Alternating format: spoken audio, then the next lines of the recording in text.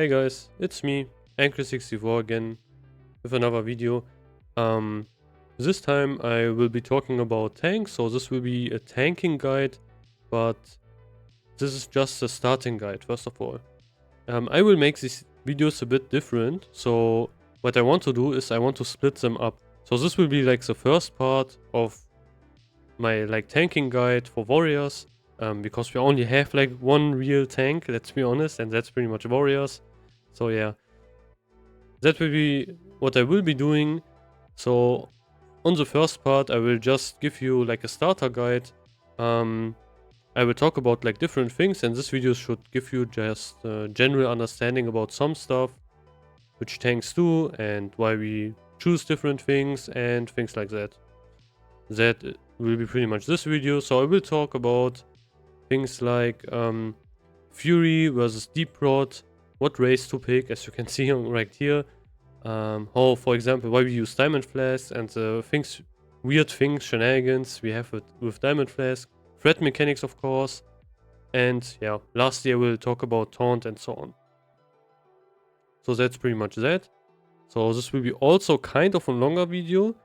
However, I will be making other tanking videos as well. So for things like talents, gearing as well, and yeah, what else do we have? Yeah, I will think about it, but yeah. Oh yeah, your rotation, of course, also. I will make a video about that as well. That's really important for tanks, but yeah.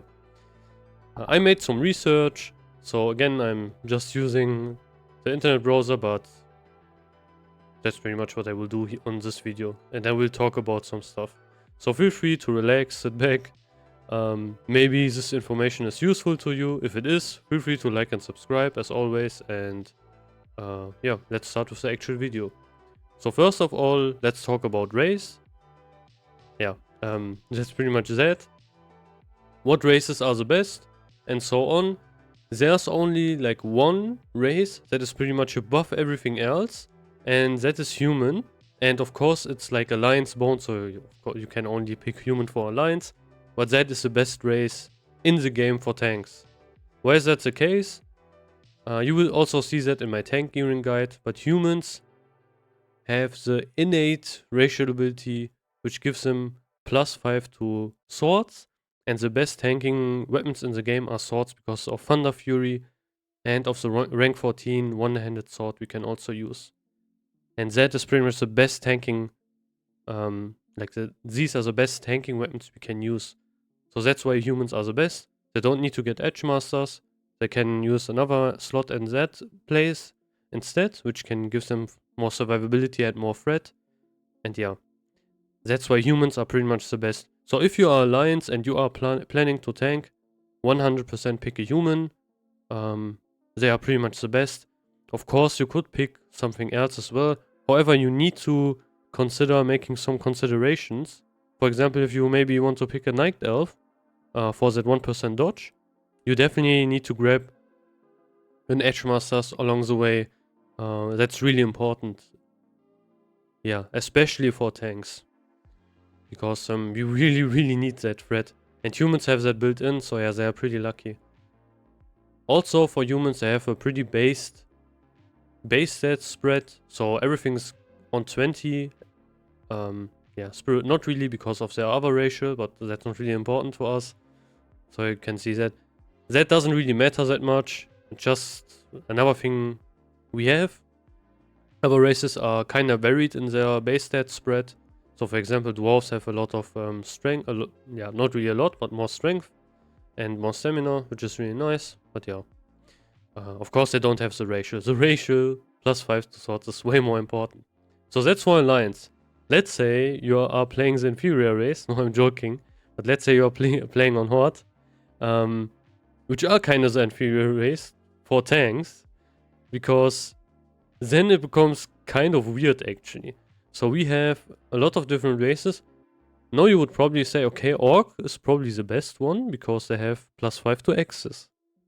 However, that's not really the case, because the tanking axes are pretty bad in the game.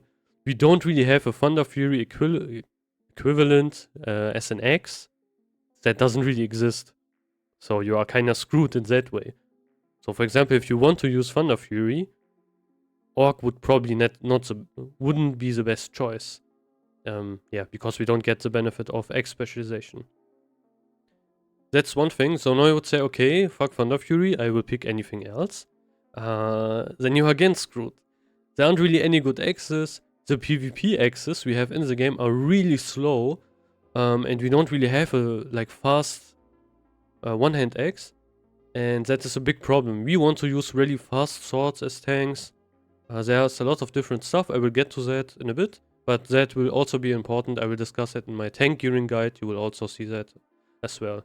So yeah, that's one thing we have. So what race would we pick? I would recommend to pick Troll. That's like the general consensus. Why is that the case? Trolls have a really nice... I don't know if it's listed here. Maybe here? Yeah. So Trolls have Berserking, which gives us a really nice amount of attack speed. And that ratio is actually really strong. Especially if you can make use of it if you aren't really full health. Then it's even way stronger. Attack speed is something that is kind of rare in vanilla, but it can give us an insane damage boost. That's why Rend is, for example, this a really strong ward buff to get. But yeah, that one I would say is way better than Blood Fury, which Orcs, for example, have as their DPS ratio. Berserking is really insane, especially as a tank. You can pop it at the start and get a nice amount of threat bonus at the start. So yeah, that's why Trolls are so good. However, they don't have a weapon skill ratio, so you would still need Edge Masters. However, it is pretty nice if you get Thunder Fury on a Troll and also have Edge Masters. You will be pretty good by then. But yeah. So that's for that. So on Horde, I would recommend to pick... Oh, sorry. I would recommend to pick Troll. Orcs you could also pick. There are some fast one-hand axes, but they are dungeon weapons. And they are blues. So that's a thing. Horde, unfortunately, are kind of screwed in the PvE environment. Because also they don't have salvation, which is also another really important thing. But I will get to that, why that is really important. That's kinda their issue. So yeah, I would recommend to pick a Troll, but you can also pick an Orc if you want to. However, you need to consider you can't really make use of the X specialization because there aren't really good tanking X's in the game compared to things like Thunder Fury or the one-hand sword you can get from PvP, which is kind of a bummer. Other races, for example Taurens, have that nice ratio where they get more HP, which is pretty useful, and they have also base, more strength and stamina. However, again, they have no weapon ratio. And their DPS rate, they don't have a DPS ratio either. So I would say Troll is the better choice for that. Just for Berserking alone. Undead would be, in my opinion, the least picked one you would pick. They have that fear immunity, which can be really nice. However, the stats are of course worse. And they don't have anything else. So yeah, they are kind of more of a PvP race. And this will be also the rarest warrior race combination you will see.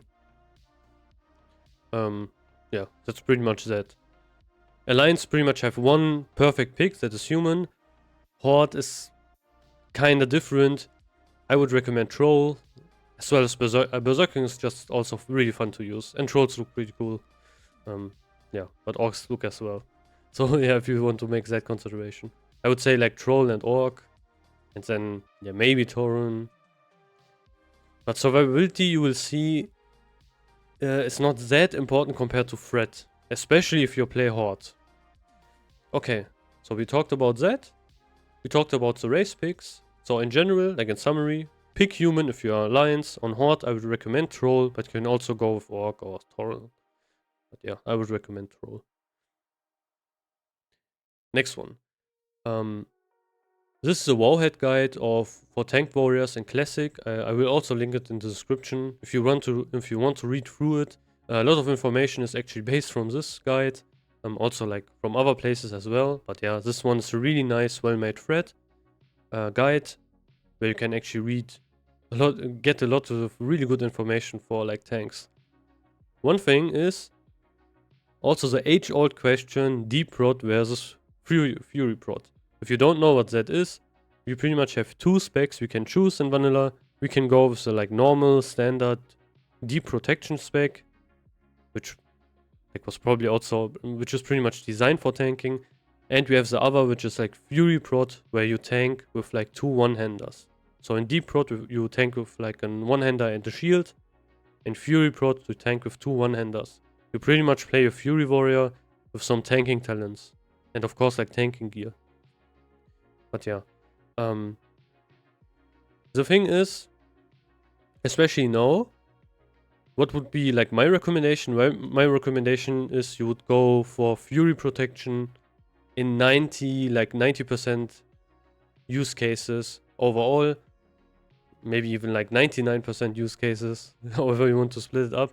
Especially in Classic Anniversary. Why that is important, I will get to in a bit. Basically, what these specs entail is, let me actually, yeah, we can look at the talents. So this would be like the Deep Prot spec, where you can see we go really deep into Deep Prot. We pick up Shield Slam as our cornerstone talent. And yeah, that's pretty much that. We pick up some other talents in the other tree. Fury Prot goes a bit different. We go into the Fury tree, similar to a DPS warrior. Pick up Bloodthirst instead of Shield Slam, but still pick up some very important protection talents like Defiance, for example. So yeah, that is pretty much the big difference, and we use two one-handers in the Fury Prot tree. Okay. So now let's talk about why there are even two different specs. Why is there no one? Why is Deep Prot like not considered like the number one spec we would pick? For example, if you look at later expansions like TBC, even like only need to look at TBC, you won't see any Fury Prot. And especially later, we always are tanking with a shield. The problem, however, is in vanilla, the deep protection spec is really, how would I say that, really underwhelming. It has a lot of issues, and the talents aren't that good compared to later expansions. For example, in like TBC, we get a lot better things, like Shield Slam, for example, does a lot more damage. And we get like Devastate, which is also really important. And of course, also the bosses hit way harder, so we need that survivability. We don't really have that in vanilla, so that's why there are two specs. Another thing is, the threat problems we have in vanilla are really big. And that's also why Fury Prot is even a thing. The threat difference you can actually gain from Fury Prot is pretty big. So that's why we use it. Yeah, as you can also read, with the same gear set, Fury Prot specialization roughly generates 35 to 40% more threat when dual wielding weapons, which is an insane amount, and threat is pretty much one of the most important things we need to consider. Because yeah, if we don't have threat, of course, we will just wipe the raid if we aren't tanking the boss. And a lot of bosses also have like taunt immunity, so we really want to have that threat. Another thing, which is also mentioned here, for example, for comparison numbers, based on our trusty classic simulation tools, it's expected that rank 14 warrior with the best buffs, not world buffs, will push upwards of 900 DPS single target in a 2-minute fight. This DPS roughly to 765 threat per second for Horde and 535 TPS for Alliance. So yeah, TPS is pretty much threat per second. As you can see also, you can see how massive actually Blessing of Salvation is. So Horde are really screwed because they don't have Blessing of Salvation. So having Salvation is actually insane. Yeah. So like general raiding, I would say, is way harder on Horde actually. Also, we have things like Fear Ward. So yeah. But that's the price you pay with like the way better PvP talents Horde have. Whatever. In Protection Warrior of Cookie Cutter, Deep Prot specialization, similar gear level can expect to output around 800 TPS while wearing a shield. So on paper, the safer Deep Prot can produce enough threat, for example, for the maximum DPS. Yeah, that's the thing. However, it's still really tough. It's really close. And the problem is with Classic Anniversary, which wasn't such a problem in Classic 2019, we do a lot more damage compared to 2019. Why is that the case? We have some things, for example, we have a shorter batch window, that's one thing. So, for example, Hand of Justice and so on is just a way better trinket. That's one thing. More importantly, it's way easier to actually reach rank 14. So you will see like a lot of warriors, for example, all having like rank 14 gear, all being Grand Marshal, having the rank 14 weapons. And of course, with that amount of gear, if they are doing the right rotations and so on, like if they actually can play the class, you will also have a lot of warriors, like the rank 14 gear, which are still doing not the damage they should be doing. But yeah, if they know what they are doing, they will push a lot of threat. And that can be very dangerous if you play Deep Prot, because you just have a lot less rage, a lot less threat. Another thing is, because of the huge amount of damage we deal, boss fights are, of course, way shorter, and we don't need that much survivability, because we can just pump the boss. That's also another thing which is Fury Prot is better on. Fury Prot, of course, also does a lot more damage, which can also like make encounters even shorter. So we are actually kind of forced to go Fury Prot. In even casual guilds, you won't really see like a Deep Prot specialization. It is kind of rare. I think even if I packed, like even in the like phase 1 at the beginning, I can't really remember if I even saw one warrior being in Deep Prot. So I would say my, pretty much like I said at the beginning, 90%, 99% is you should go to Fury Prot if you want to tank, especially as the main tank. For off tanking, it's even more important to be Fury Prot. Deep Prot, if you don't get hit, you can't even use Revenge, and you will see later, Revenge is actually really high threat ability, which we can't even use if we are off tanking. So yeah, for off tanks, it's even more important. Yeah, that's the reasoning. So I would say in Classic Anniversary even kind of power crapped it, because everyone is like rank 14, has a lot of really good gear, way more easily. It's way more easily achievable. That is kind of annoying as well, because like rank 14, everyone having it and so on. But that's whole another issue I don't really want to get into. But yeah, that's the thing. So I would say Fury Prot is pretty much needed. It's pretty much a must-have that you go Fury Prot. You can read like some build pros. We of course have a lot more threat. We have a lot more damage.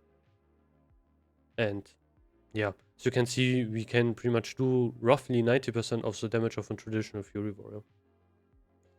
So it's pretty much ideal for off tanks. Your off tanks, if you have any off tanks, 100% need to go Fury Prot. If they don't, they are kind of griefing.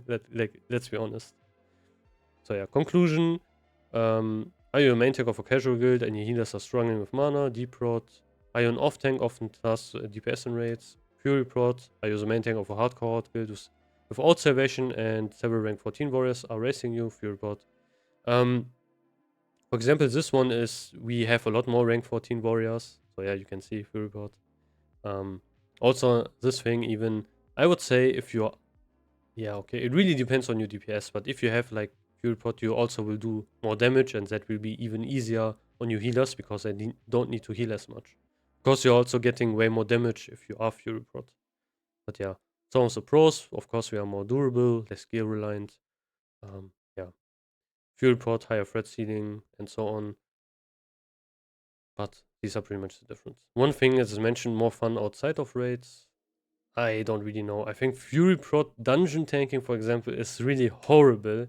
So that's one thing you need to consider. I really hate Fury Prot in dungeons. I think Deep Prot is way more comfortable, especially because you have tenants like here, like you have improved taunt, which is really nice in dungeons. But yeah, that's just one thing we have. Also, yeah, just in general way tank, yeah. Next one. So now I will get into Diamond Flask. As a tank, you will pretty much always be using Diamond Flask. So if you are a warrior and you maybe picked like goofed around and picked another item on that quest. Let me pick it up. Like this quest, we have Voodoo Feathers. We can pick 3 items. We can pick Fury Withers or Visors, whatever you want to call them. Razor Steel Shoulders, and of course Diamond Flask. If you picked like these 2 items, you kind of bricked your character. Diamond Flask is pretty much best in slot for the whole of vanilla, and these are easily replaceable. They are nice, but so for example in SOD we could pick Owl 3, which was pretty nice actually, but yeah, maybe also use them. However, Diamond Flask is just way too insane to not pick up. So if you picked another item, yeah, you kind of bricked your character. It is a really important item, especially for tanks. So why is that the case? Let me get into that right now. Diamond Flask, just let's read what it does. Let me maybe zoom in a bit. We have, of course, it's a trinket. On use, restores 9 health every 5 seconds, increases your strength by 75. Both of these, so it does 2 things. It heals us and it gives us strength. Also, the effect lasts 1 minute, so like 60 seconds, which is really insane because you get 75 strength and also some healing, which I will get into in a bit, for 1 minute, which is pretty much longer than most fights we have in vanilla. Yeah, like most fights, they don't really last a long time, especially if you are in a really good guild, and even if you aren't a really good guild, still they won't really last a long time. So you'll pretty much kind of have that boost for the whole fight. So yeah, 75 strength means for us we get a lot more threat because we do deal a lot more damage. Yeah, it's just straight damage increase. So that's also why we use it as DPS warriors, of course. It's actually insane, 75 strength. It's more than, you could say, like, it's more than even 150 attack power if we consider things like kings and so on. But yeah, that's one thing we have. Another thing we have is, the other thing is restores 9 health every 5 seconds. Now you would say, if you don't really know how Diamond Flask works, it's just 9 health, that's so low. However, the hidden thing about this, I don't know if you can pick it up.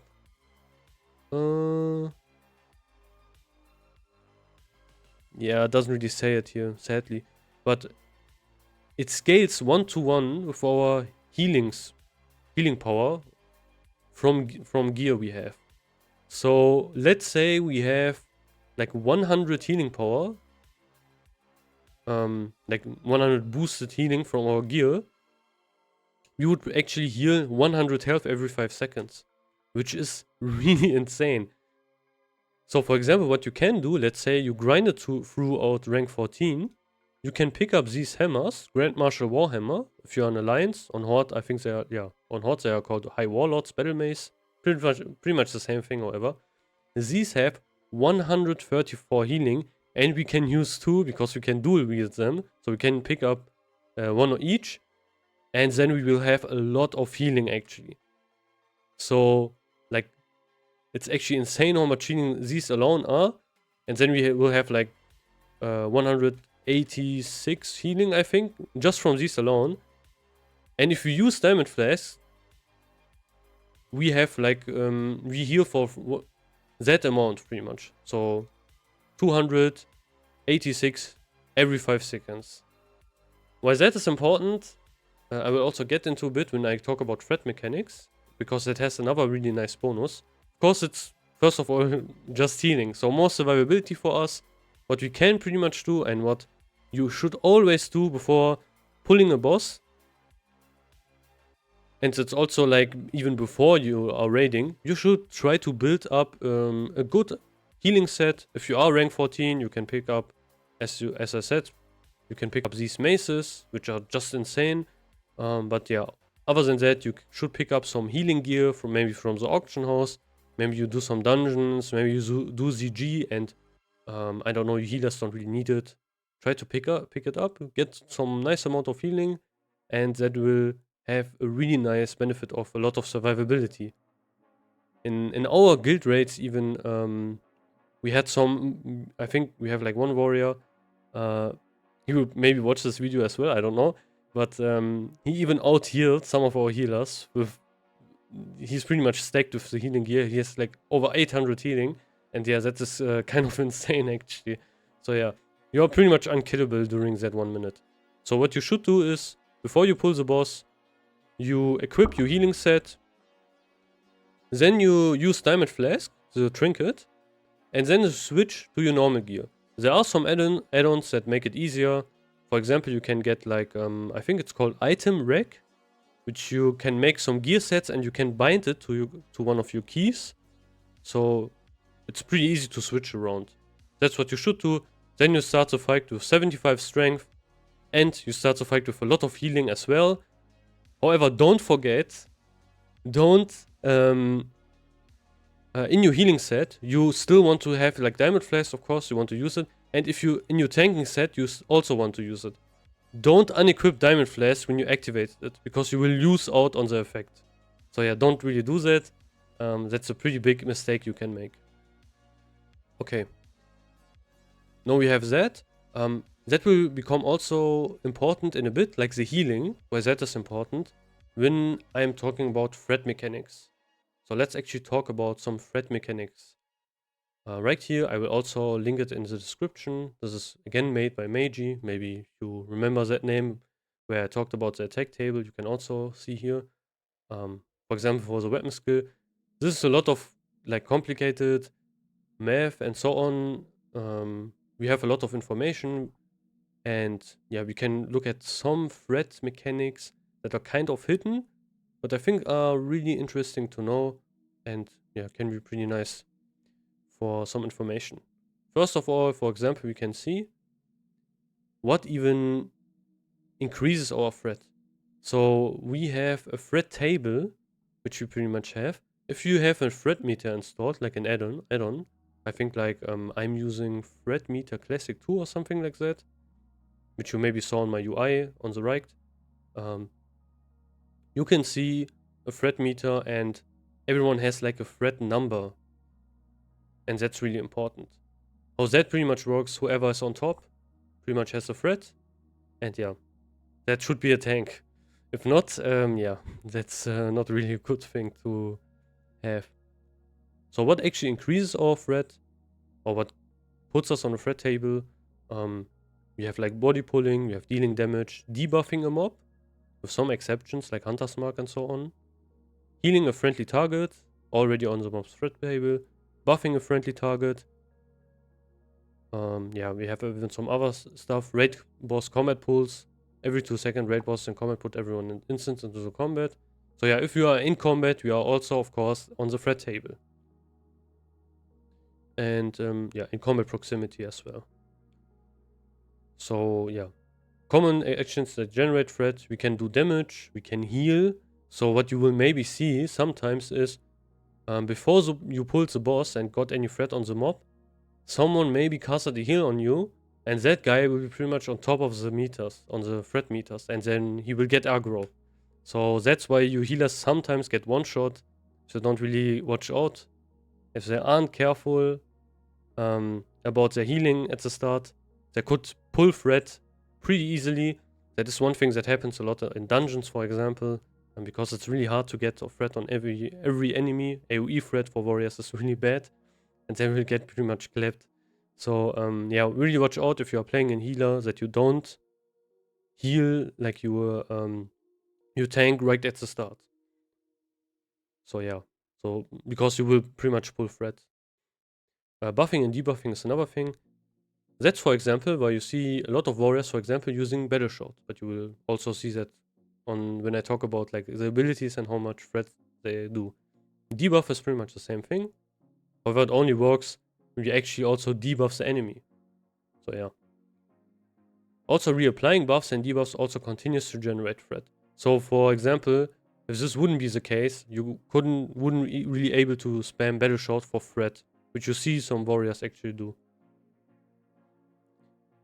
A really interesting thing, which I also didn't really know about, is if we increase some of our resources, we also gain threat. So, for example, mana potions, rage potions, and so on also give us some amount of threat. But yeah, I think this is probably a really small amount of threat. But yes, it's another thing. Now, one thing that is really important are the threat multipliers. multipliers. So we have some base amount of threat, of course, we are going to do if you do some damage and so on. And we have some multipliers depending also on which stance we are and maybe what talents and so on we have. So for example, Battle Stance and Berserker Stance have a reduced multiplier, which is 0.8x. Like that would be our threat multiplier. So yeah, that is really important. And you really need to make sure that you are in the right stance. So for defensive stance, we have a 1.3 multiplier. What this pretty much means, whatever threat we are putting out when we are in defensive stance, that one is going to be increased. However, if we are in Berserker stance or Battle stance, that one is going to be decreased. That's why we are pretty much, when we are playing Fury Prot, always wanting to stay in defensive stance because we want to have that threat multiplier, which is really important. Another thing is the Defiance talent we can get in the protection tree, which is like basic increases our threat multiplier. It's also another 1.50 multiplier while in defensive stance. So this gets added onto that. So we have even a bigger multiplier on defensive stance. So yeah, together this would be 1.495 threat multiplier, which is compared to the other stances really huge. So always try to stay in defensive stance if you actually want to generate threat. Another thing are aggro thresholds. Just because you are on the top, on the meter, you won't always pull threat. That's another thing they kind of added to make tanking a bit easier. Which we also is pretty interesting to know. For example, for melee, in melee range, so let's say you're on DPS warrior, we actually need to be 10% above the current aggro. So that means, like, if we have the same amount of aggro as our top, we don't pull threat. However, if you are 10% above that, we will pull threat. So that's another really important thing. Another thing is if we are ranged, that amount is 30%. So it's actually more difficult to pull threat with like a ranged character. So can also try to remember that as well. That is pretty important. Maybe if you are ranged, so you can kind of use it. However, I would still try to not really play with that. So don't really be like, okay, I still have that leeway of 10%, so I can still be on the top, but still don't pull threat. Yeah, don't really do that. That's not really a good thing. This is also the case if someone else pulls threat, because maybe they did more damage or so. Then we actually need to be 10% above them. So yeah, that's really important. Let's actually get to the threat values now. So we have some numbers here and some abilities, and we can look at which ability does like some amount of threat. So for example, we have like Shield Slam, which does 245 threat. That's also ranked where you can see actually, okay, Shield Slam actually does a huge amount of threat, so you want to use it. Yeah, we have stuff like Thunder Armor, which is really nice. There's also a huge amount of threat. And things like Revenge. Actually, Revenge, as you can see, it has a threat amount. It does. And it also has a multiplier as well. What this means, it pretty much also gets multiplied by that amount. So yeah, we have even that. So we have innate threat, and we have that as well, and we have a multiplier as well. So some abilities have a multiplier added to them, so they generate even more threat. We have stuff like Heroic Strike, where you can see it does more threat than Cleave. So that's why we always kind of course, want to use it. Of course, if we are Cleave is more used in AoE situations. But yeah, that's maybe the case if you are on Valor Stress and you are a DPS warrior. You can use Cleave instead of Heroic Strike because it does less threat. Maybe your tank is like threat capped and also. So that could be like a thing you can do actually. Other stuff, you have Battle Shot, which you can see does a nice amount of threat. Also, you can see, depending on which rank ability we use, it's of course a different amount of threat. Demo Shout is below Battle Shot actually. So Battle Shot is actually better. However, that one's also really important on how many players we can actually buff and how many enemies we can actually debuff. So yeah. So let's say we can debuff 2 enemies, but we can only buff 1 player, then Demo Shout would probably be better for threat. Yeah, and we have some other stuff like Shield Bash, Thunderclap, and so on. Good. And we have some other stuff as well. We have like Thunder Fury, which also does some amount of threat. And yeah, I don't really need to tell you why like Thunder Fury is an insane weapon. I will also get to that when I talk about gearing more in particular. But yeah, we also have that. And we also have things like Battle Shot. You will see like warriors use Battle Shot a lot for threat, especially like in AoE situations and so on. Yeah, and these are some points why we use it. Like other buff mechanics, Battle Shot generates more threat, more targets it buffs. So if we have everyone in our group pretty much stacked close to each other, we can generate a nice amount of threat with Battle Shot. That's also why you kind of want to have your tank to apply it if we really needs that threat. For example, you don't really want to if you are using maybe the tier 2 set, your battle shots actually gives you more attack power, so you can't override it, which can be annoying for your tanks. So you need to kind of consider that. Yeah, we need to be in combat, and that's another thing we have. Here are some tests that were done, but yeah, I will also link that in the description if you want to read through it. It has some really nice amount of information. Good. What this one isn't talking about is, however, Taunt. Yeah, Taunt is pretty much the ability we will use as tanks to actually get enemies to attack us.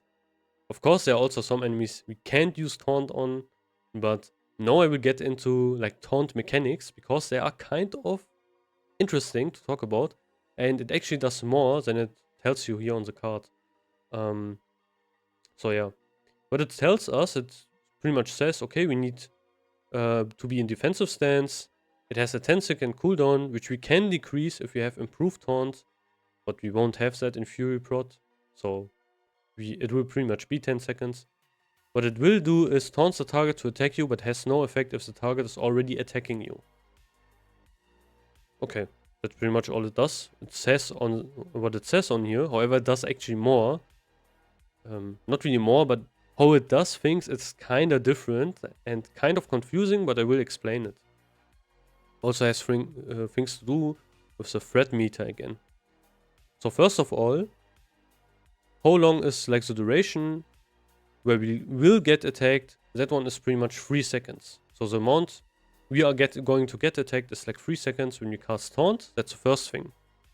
So like the enemy will get a debuff, and that one will last 3 seconds and he will attack us. That only of course works on enemies we can taunt. For example, like Onyxia and so on, we can't really taunt. So yeah, we need to consider that. That's one thing. Another thing really is more of the important thing. Taunt, like it is better than other taunt abilities we have as warriors, because this one is like a true taunt, and I will explain that. So when we do damage, I explained it earlier as well, we have pretty much a threat meter where we can see how much threat we have, and that's how the game also works. It kind of has that threat value, and whoever's, for example, first at like 10% and so on will get the threat and the aggro pretty much, and will get attacked. What Taunt does, it looks up who's like on the top of the threat meter and who's getting attacked, and will copy that amount of threat into you. So you will get that amount of threat actually. You will still need to be 10% above that target when the duration of 3 seconds ends. If you aren't, it will pretty much go to the target it was attacking previously again. So what we need to do is, we pretty much need to pump when we are, of course, cast Taunt, because we want to be 10% above that target. However, that is actually really nice. So we can pretty much copy that amount, so that's why Taunt is actually such a good ability. Because other taunts work in a different way, and they just don't affect that threat table we have. They just make it so the enemy attacks us for a duration of time. However, taunt doesn't. That's really important to know. So you can actually also see that when you are casting taunt, how on the threat table, how it works. You will pretty much copy that amount of threat you have, and yeah, you will be on the top. However, you still need to be like 10% above, so you also need to do some damage. That's also really important. Maybe if some DPS pulls the boss and you can taunt it, you taunt it. Maybe tell your DPS to chill a bit so you can actually get the 10% to have the threat when the duration also ends. Yeah, but that's really important to know. We have some other abilities as warriors we can also use, which also work similar to taunt, but don't really. So we have, for example, challenging shout, which is like our AoE shout we use. This one costs 5 rage, has 10-minute cooldown, and forces all nearby enemies to focus and attack on you for 6 seconds. This is of course really useful in like trash situations, maybe on Nefarian in phase 2 when you want to have like all the skeletons attacking you, or like in general on trash, or in dungeons, or when things just go wrong, you can also use that. Also maybe as an emergency taunt, you can also use it. However, sadly, this one doesn't really work like the taunt I just talked about. This one doesn't affect the threat table. So after the 6 seconds are over, the boss or the enemy will pretty much just go to the target which has the highest amount of threat on the threat table. And if you aren't that person, someone else will get attacked. Yeah, that's really important to remember. So challenging shout, what it does only, it pretty much does what it tells you, forces all nearby enemies to focus and attacks on you for 6 seconds. That's pretty much it. After the 6 seconds, it will just look at the normal threat table again and will attack whoever is on the top. Another ability we have, however, we need to switch stances for that. So we would need to switch on to battle stance, which is another emergency taunt we can use, is Mocking Blow. It costs 10 rage, it has a 2-minute cooldown, so shorter than challenging shout. A mocking attack that causes 93 damage, a moderate amount of threat, and forces the target to focus and attacks on you for 6 seconds. So this one, again, of course, has also some threat built in. It does some damage. That's not really the important part. It does the same thing as challenging shout, where the mob will attack us for 6 seconds. However, this one is single target. Yeah, and it's only usable in battle stance. So, same thing, however, as challenging shout. When the 6 seconds are over, the normal threat table calculations are in place again, and the mob will attack whoever is on the top on the threat table again. So if you are using that, you need to be on the top of the threat table after the 6 seconds are over, or else another person is going to get attacked or getting the aggro. So yeah. This is kind of not really explained anywhere else. I think it isn't really in the game. So that's also why I wanted to mention it. I think it's really important to know how Taunt works. That's why we always want to use Taunt when we can. So we always have that. Of course, when we are already getting attacked, it's pretty useless. But yeah, maybe you have like some Taunt swaps you need to do. So yeah, that can be some useful information, for example. What can pretty much happen, how you can pretty much use that, also to advantage. If you have 2 tanks that you're doing taunt swaps, you have like your main tank tanking, he is attacking the mob. And then you have your off tank. Your off tank casts taunt, however, he isn't getting above like the 10% of the main tank. And when the 3 seconds are over, the main tank again is getting the threat. Yeah, that pretty much is a thing you can use there. Good. I think that's like all I wanted to discuss in my starting guide. Like I said, I won't really go too in-depth into some of the things. However, I think this is just a nice roundup about some stuff we can use and like how threat and so on works. But the most important thing as warriors, of course, is we want to survive. And more importantly, even I would say, is threat. So yeah. However, of course, if we are dead, we can't really have threat. But you know what I mean. We always want to have enough threat. Survivability should only go so far so you don't really die. Anything above that is kind of not really that important. Especially in Classic Anniversary, we really try to get a lot of threat. Your DPS will be happy and so on. Like the damage of your raid is always capped on how much threat your tank does. You have of course some things you can use, for example salvation and so on, or you can't if you're a horde. But yeah, that's always the most important part. For example, if you're fighting Valor Stress, a fight where you really pump and where you pretty much will do like the most damage and so on, that's pretty much kept by the amount of threat your tank pulls. So if you have a really good tank, you can pretty much pump all the way, doesn't really matter. If you haven't, or maybe your tank is struggling a bit, maybe doesn't have the best gear, then you really need to consider, this is more important for DPS of course, what you can do and need to mitigate some threat problems. So yeah, threat is really, really important, vanilla.